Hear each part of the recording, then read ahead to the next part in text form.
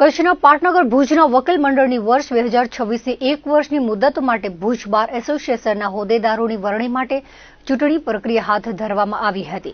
મુખ્ય ચૂંટણી કમિશનર જે જાડેજા અને સહાયક ચૂંટણી કમિશનર એવી સલાટ અને CH આચાર્યના વડપણ હેઠળ મતદાન શરૂ થયું હતું. ભુજ બારના હોદ્દેદારોની વરણી માટે કુલ 838 જેટલા એડવોકેટ મતદારો નોંધાયેલા છે. ભુજના સિનિયર ધારાશાસ્ત્રી શંકર સચદેએ ચૂંટણીને લોકશાહીના પર્વ સમાન ગણાવી તમામ ચૂંટણીઓનું ખાસ મહત્વ હોવાનું ઉમેર્યું હતું. પ્રમુખ પદના દાવેદારો સચિન ગોર, વિપુલ કનૈયા અને રમણીક ગરવાએ વકીલ મિત્રોના પડતર પ્રશ્નોના સત્વરે ઉકેલની ખાતરી આપી હતી.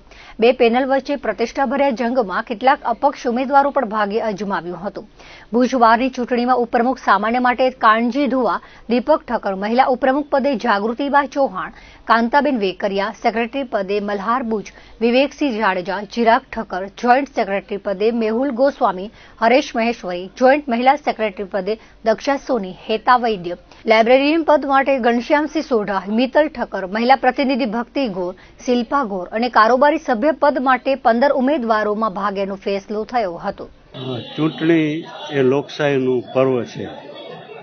ચૂંટણી કોઈ પણ હોય, ગ્રામ પંચાયતથી માંડી અને લોકસભા દરેકનું મહત્વ છે. પણ બાર એસોસિએશન ચૂંટણી એનું વિશિષ્ટ મહત્વ છે.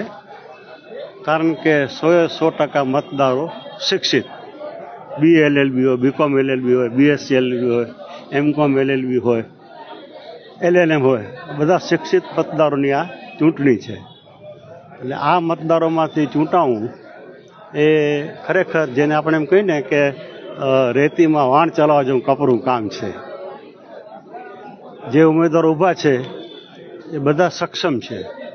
પ્રમુખ પદના ઉમેદવારો, ઉપપ્રમુખ પદના ઉમેદવારો, જનરલ સેક્રેટરી ઉમેદવારો, લાઇબ્રેરી સેક્રેટરી બે ઉમેદવાર, તેમ કારોબારીના સભ્યો, દરેકની પોતપોતાની ગુણવત્તાઓ છે.